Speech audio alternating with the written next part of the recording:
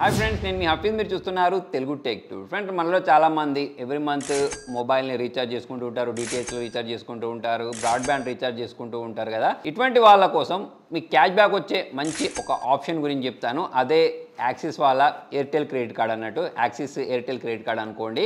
మీరు ఒకవేళ Airtel SIM కనుక యూజ్ చేస్తున్నట్టయితే, ఎయిర్టెల్ యొక్క బ్రాడ్బ్యాండ్ యూజ్ చేసినట్టయితే, లేకపోతే డిటిహెచ్ యూజ్ చేస్తున్నట్టయితే మీరు ఎవ్రీ మంత్ రీఛార్జ్ చేసుకుంటూనే ఉంటారు చూసారా. సో అలా రీఛార్జ్ చేసుకునే వాళ్ళు ఎవ్రీ ఇయర్ అంటే ఈ కార్డు యూజ్ చేసి ఒకవేళ మీరు బిల్ పేమెంట్ చేసినట్టయితే 16,000 రూపాయల వరకు అయితే సేవ్ చేయొచ్చు. అంటే మనకు మార్కెట్లో చాలా రకాల క్రెడిట్ కార్డ్స్ ఉంటాయి, కానీ ఇంతగానం ఎక్కువగా క్యాష్ బ్యాక్ ఇచ్చేది జనరల్గా యూటిలిటీ బిల్స్ పే చేసేటప్పుడు, మనం రీఛార్జ్లు చేసుకునేటప్పుడు ఎక్కువ క్యాష్ బ్యాక్ ఇచ్చేవి తక్కువ ఉంటూ ఉంటాయి. సో అంటే మీరు ఎక్కువగా ఇట్లాంటి ట్రాన్సాక్షన్ చేస్తూ ఉంటే పక్కా యూజ్ అయ్యే క్రెడిట్ కార్డ్ అని చెప్పేసుకోవచ్చు. అయితే దీని గురించి మాట్లాడితే మరి జాయినింగ్ ఫీజు ఏం లేదా అంటే ఉన్నది. ఒక 500 రూపాయల వరకు అయితే మనకు 500 ప్లస్ GST జాయినింగ్ ఫీ ఉంటుంది. అయితే ఒకవేళ మీరు ఈ కార్డు తీసుకున్న 30 రోజులలో ఏదో ఒక ట్రాన్సాక్షన్ చేస్తారు కదా, చేసినప్పుడు మీకు 500 రూపాయల అమెజాన్ వోచర్ వస్తుంది. దాన్ని మళ్ళీ మనము ఏదైనా షాపింగ్ చేసుకోవడానికి యూజ్ చేయొచ్చు.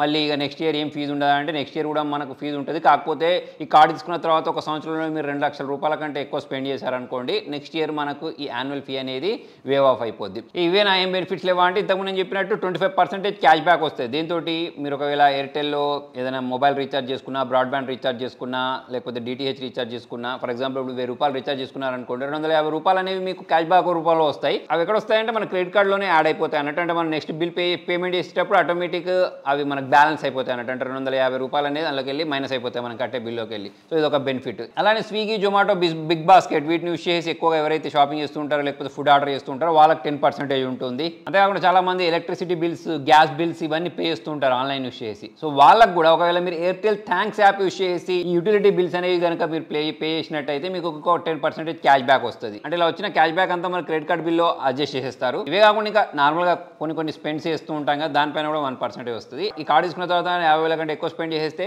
ఈ డొమెస్టిక్ లాంజ్ యాక్సెస్లు అయితే మనకు దొరుకుతాయి 4. సో మరి ఎక్కువగా ఎవరైతే ట్రావెల్ చేస్తూ ఉంటారో వాళ్ళకు కూడా ఈ కార్డ్ అనేది యూజ్ అవుతుంది. దాంతోపాటు మనకి ఈజీ డిన్నర్ ఉంటుంది చూసారా. సో అక్కడ కూడా మనం 15% వరకు సేవ్ చేసుకోవచ్చు డబ్బులను. సో ఇదని చూసుకున్నట్టయితే చాలా రకాల బెనిఫిట్స్ అయితే ఈ కార్డులో ఉన్నాయి. సాలరీ అయితే 15,000, సెల్ఫ్ ఎంప్లాయిడ్ అయితే 30,000 ఎవ్రీ మంత్ సంపాదించే వాళ్ళు ఆరాంగా దీనికి అప్లై చేసుకోవచ్చు. ఏజ్ 21 నుంచి 70 ఇయర్స్ వరకు అయితే ఉంటుంది. మరి లింక్ అనేది నేను కింద డిస్క్రిప్షన్లో ప్రొవైడ్ చేస్తాను. ఒకవేళ మీకు ఈ యాక్సిస్ ఎయిర్టెల్ క్రెడిట్ కార్డ్ కావాలి అంటే ఒకసారి ట్రై చేసి చూడండి. మరి మీరు ఎలిజిబుల్ అయితే మంచి క్యాష్ బ్యాక్ వస్తాయి. ఎస్పెషల్లీ ఒకవేళ మీ దగ్గర ఎయిర్టెల్ సిమ్స్ ఉండి ఎయిర్టెల్ డిటిహెచ్, బ్రాడ్బ్యాండ్ ఇటువంటి యూజ్ చేస్తూ ఉంటారు సార్. సో వాళ్ళకి బాగా యూజ్ అవుతుంది. నాకు అదే ఉంది. ఇప్పుడు నాకు ఒకటి ఎయిర్టెల్ సిమ్ ఉంది, నెక్స్ట్ బ్రాడ్బ్యాండ్ కనెక్షన్ ఉంది, డిటిహెచ్ కనెక్షన్ లేదనుకోండి. సో వీటికి యూజ్ చేసినప్పుడు అయితే ఎట్లాగో మనకు ఇంతకుముందు చెప్పినట్టు 25% వరకు క్యాష్ బ్యాక్ వస్తుంది. దాని కారణంగా ఎవ్రీ ఇయర్ ఎంతో కొంత అమౌంట్ అయితే సేవ్ అయిపోద్ది. ఇక మనం మొత్తం డబ్బులు పే చేసి ఏం క్యాష్ బ్యాక్ తీసుకోకపోయేదానికంటే ఎంతో కొంత క్యాష్ బ్యాక్ తీసుకుంటే మనకు మంచిదే కదా. అది 500 కానివ్వండి, 1000 రూపాయలు అయినా కానివ్వండి. ఓవరాల్ చూసుకున్నట్టయితే కార్డ్ అయితే నాకు బాగానే అనిపించింది. మరి మీకు ఎలా అనిపించింది, దీనికి సంబంధించిన బెనిఫిట్స్ అనేవి కింద కామెంట్లో రాయండి. వీడియో నచ్చినట్టయితే లైక్ చేయండి, షేర్ చేయండి. Thank you.